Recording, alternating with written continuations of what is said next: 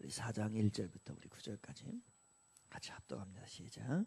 그 모든 백성이 요단을 건너가기를 마침에 여호와께서 여호수아에게 말씀하여 이르시되 백성의 각 지파에 한 사람씩 12사람을 택하고 그들에게 명령하여 이르기를 요단 가운데 제사장들의 발이 굳게 선 그곳에서 돌 12를 택하여 그것을 가져다가 오늘 밤 너희가 유숙할 그곳에 두게 하라 하시니라. 여호수아가 이스라엘 자손 중에서 각 지파에 한 사람씩 준비한 그 12사람을 불러 그들에게 이르되 요단 가운데로 들어가 너희 하나님 여호와의 궤 앞으로 가서 이스라엘 자손들의 지파 수대로 각기 돌 1개씩 가져다가 어깨에 매라. 이것이 너희 중에 표징이 되리라. 후일에 너희의 자손들이 물어 이르되 이 돌들은 무슨 뜻이냐 하거든 그들에게 이르기를 요단물이 여호와의 언약궤 앞에서 끊어졌나니 곧 언약궤가 요단을 건널 때에 요단물이 끊어졌으므로 이 돌들이 이스라엘 자손에게 영원히 기념이 되리라 하라 하니라. 이스라엘 자손들이 여호수아가 명령한 대로 행하되 여호와께서 여호수아에게 이르신 대로 이스라엘 자손들의 지파의 수를 따라 요단 가운데서 돌 12를 택하여 자기들이 유숙할 곳으로 가져다가 거기에 두었더라. 여호수아가 또 요단 가운데 곧 언약궤를 맨 제사장들의 발이 선 곳에 돌 12를 세웠더니 오늘까지 거기 있더라. 아멘. 여러분, 용서하라 그러나 잊지는 마라 라는 말 여러분 들어보셨죠? 그렇습니다. 실패의 사건은 한 번으로 족합니다. 그거를 반복하면 안 됩니다. 실패의 사건을. 그래서 실패의 사건은 한 번으로 반족하고요. 그러나 그 실패한 이유가 무엇인지, 그것이 주는 교훈이 무엇인지는 날마다 되새기라는 거예요. 사건은 한 번으로 족하다. 그러나 그 교훈은 날마다 되새겨라. 바로 용서하라. 그러나 잊지는 마라. 이 말이 이스라엘의 예루살렘 근처에 있는 야드바셴이라고 하는 유대인 학살 기념관이 있습니다. 제2차 세계대전 당시에 600만이라고 하는 유대인들이 학살을 당하잖아요. 그 중에 600만 중에 150만이 아이들이었습니다. 이들은 이 학살 대사건을 당한 거예요. 그 사건을 이제 한 번으로 족하다 이거예요. 그 일을 또 반복하면 바보라는 겁니다. 그래서 그 사건은 한 번으로 족하고 절대로 용서하지 마라. 그러나 잊지는 마라. 그 교훈이 주는 것이 무엇인지를 잊어서는 안 된다는 겁니다. 바로 역사 의식을 이야기하는 겁니다. 우리들 신앙에서도 마찬가지입니다. 우리가 자꾸 잊어버립니다. 특별히 영적 망각증이 있어요. 그래서 영적으로 실패했던 것, 삶으로 실패했던 것을 자꾸 반복하는 경우가 있습니다. 안 됩니다. 한 번으로 우리들의 실패의 사건, 영적인 사건도 마찬가지입니다. 한 번으로 족합니다. 그래서 그 실패가 있은 후에 우리는 어떻게 해야 되냐면 계속 성경을 뒤져야 돼요. 성경을 펴야 합니다. 그래야 그 사건이 우리들에게 교훈이 되는 거죠. 바로 이스라엘 백성들에게 바로 이 사건입니다. 요단강을 건너간 사건인데 어제 우리가 3장을 보았습니다. 이 3장은 요단강을 건너간 사건에 대해서 한 장을 할애를 하게 됩니다. 그러나 여기에서 딱 끝나지 않고요. 그리고 난 다음에 오늘 본문 4장을 보면서 그 사건을 기념하라라고 하면서 한 장을 할애를 해요. 이래야 한다는 거예요. 그 사건을 통해서 우리가 기념할 것이 있다는 겁니다. 왜? 이들이 지금 이 요단강을 사실을 건너는 것은 이들에게는 수치가 있습니다. 그 수치는 뭐냐면요, 애굽 생활을 했다는 거예요. 종살이 했던 수치가 있다는 거예요. 이 수치를 이제는 다시 반복하면은 안 된다라는 것을 이야기합니다. 그것이 이제 오늘 그래서 12돌을 택하여서 그들이 12돌을 놓게 되는데 그곳 이름을 길갈이라고 얘기를 했어요.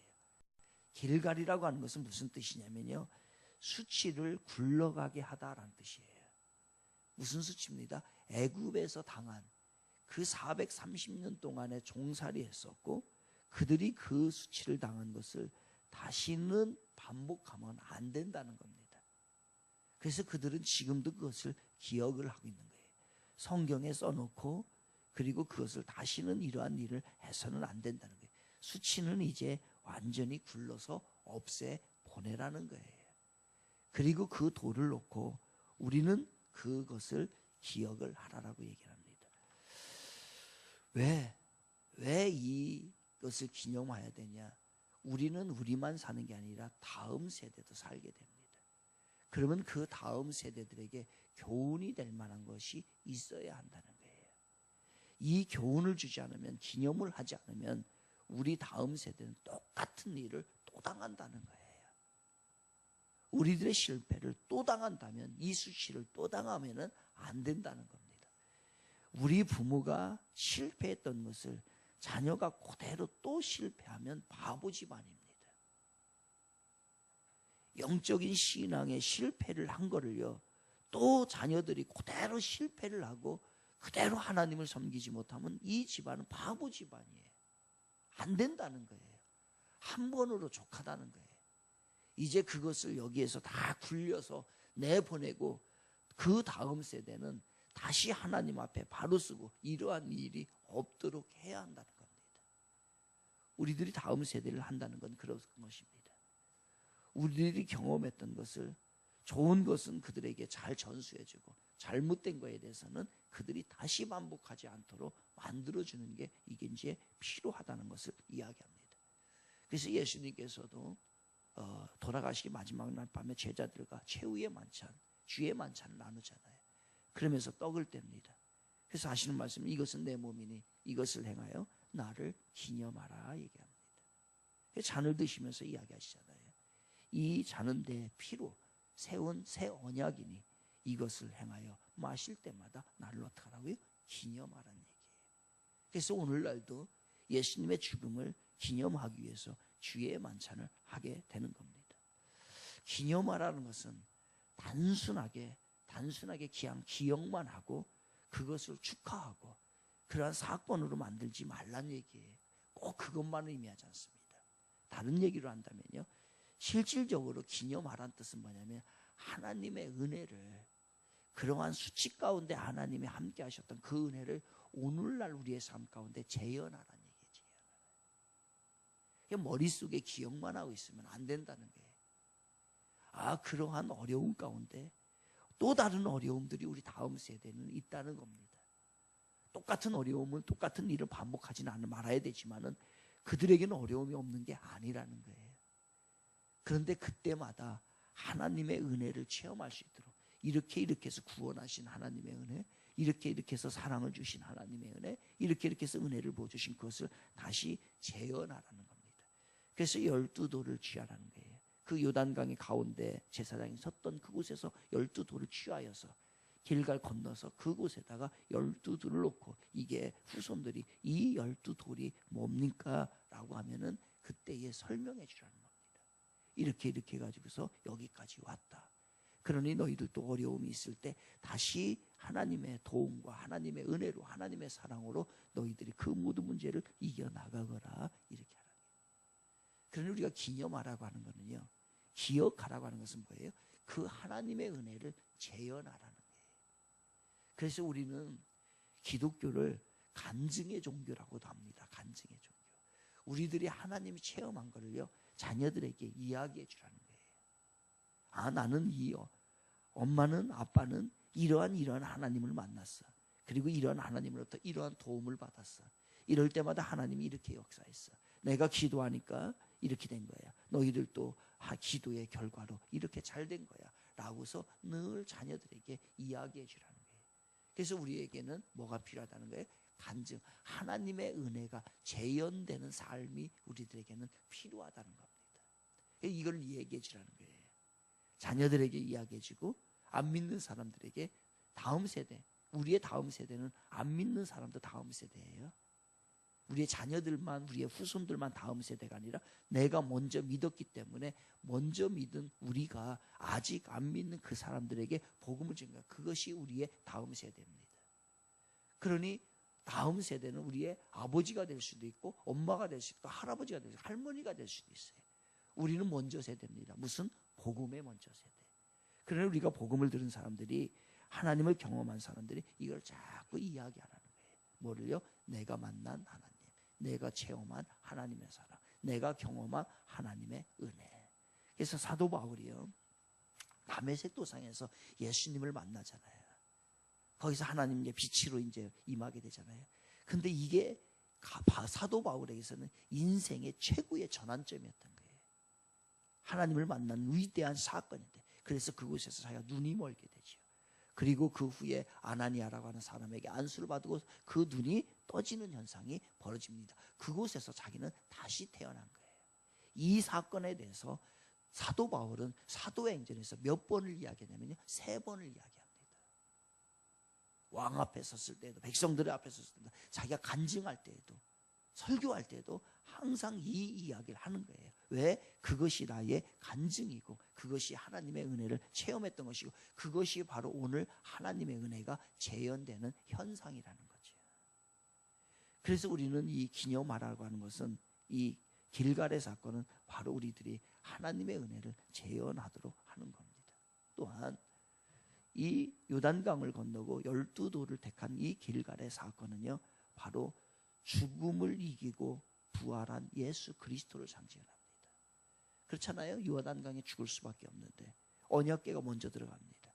언약궤는 뭡니까? 말씀이죠. 말씀은 예수 그리스도를 상징합니다. 그러니까 예수 그리스도가 먼저 가셨더니 그것이 갈라지게 되었고, 그리고 그 예수 그리스도를 먼저 죽음에서 부활하신 사건을 이야기를 하게 되는 거죠. 그러니까 요단강에서 자신을 죽이고 다시 살아나는 우리들의 삶을 이야기하는 게 바로 이 사건입니다. 그러니 이 사건을 통해서 우리는 죽음을 이기고 부활을 하라는 거예요. 그러니 부활을 하기 위해서는 어떻다는 거예요? 먼저 죽어라는 얘기예요. 죽어라. 먼저 비우라는 얘기예요. 철저하게 우리가 비워야 합니다. 오늘부터 이제 이걸 언제부터 시행을 할까라고 해서 이제 오늘 회개 기도문을 했는데요. 그래서 이거를 이제 만들어 가지고 일주일에 저희들이 5일 예배를 드리잖아요. 새벽 예배 5일 드리니까 한 20개면 한 달 되는 거지. 그러니까 한 달간 반복할 거예요. 저희들이 반복할 거예요. 반복해서 하는 겁니다. 이게 이 회개, 저도 이 회개기를 가지고서요, 어떤 때는 수십 번을 해봤어요. 수십 번을. 그런데 영적인 정화를 하는데, 내가 이 삶을 정화를 시키는데요, 회개만큼 좋은 게 없습니다. 여러분, 문제가 있잖아요. 문제가 있으면요, 먼저 주님 앞에 나의 마음과 나의 영혼을 다 들여서 하나님 앞에 회개해야 합니다. 이 회개 기도를, 이거를 몇 번 수십 번 읽고 나면요, 느낌이 올 정도로 영적인 정화가 느껴져요. 정말이에요. 그래서 여기 이제 오늘 우상부터 시작해가지고서 맨 마지막에 욕심까지 회개 기도를 20배를 정해서 저희들이 이제 하루에 한다 보면 1년 되다 보면 이제 그거에 대해서 회개하고 우리의 더러운 것들이 다 씻겨나가며 하나님이, 그리고 난 후에 하나님이 축복을 우리에게 허락해 주실 줄 믿습니다. 먼저 비워요. 먼저 죽어야 돼요.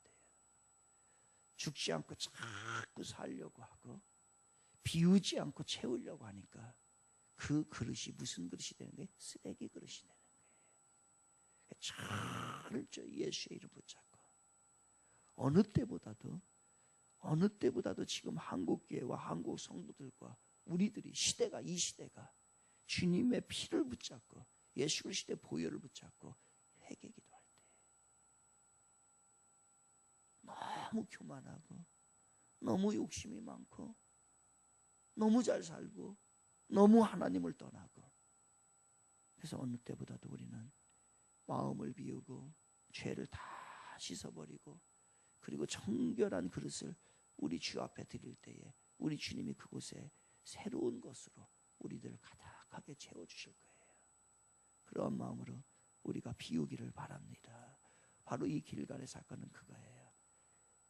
너를 죽여라. 그러면 산다는 거예요. 죽고 난 후에 부활을 이야기하는 겁니다. 이제 내일은 이제 5장에서는 이제 여리고 6장인가요? 6장에서는 이제 여리고가 무너진 사건이 나옵니다. 여리고가 무너진 사건은요, 참 기가 막히잖아요. 그냥 돌기만 하면 됩니다. 돌기만. 이건 무엇을 상징하는 거예요? 너희들이 할 거 하나도 없다 이게. 너희들이 모든 것을 다 비우고 하나님을 전적으로 의지하라는 거예요. 그럴 때의 그 전쟁이, 그 여리고 난공불락이었던 여리고 성이 무너진다는 거예요.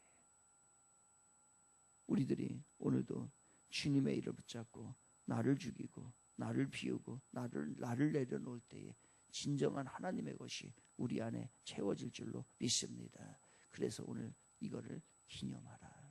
하나님의 은혜를 다시 체험하고, 그리고 비움으로 내려놓음으로 하나님의 것으로 다시 십자가의 것으로 다시 채우라라고 말씀합니다. 그러한 여러분의 삶이, 우리의 삶이, 능력 있는 주의 삶이, 그래서 약속의 땅에 축복을 채워지는 삶이 저와 여러분에게 오늘도 임하기를 주님의 이름으로 축원을 드리겠습니다.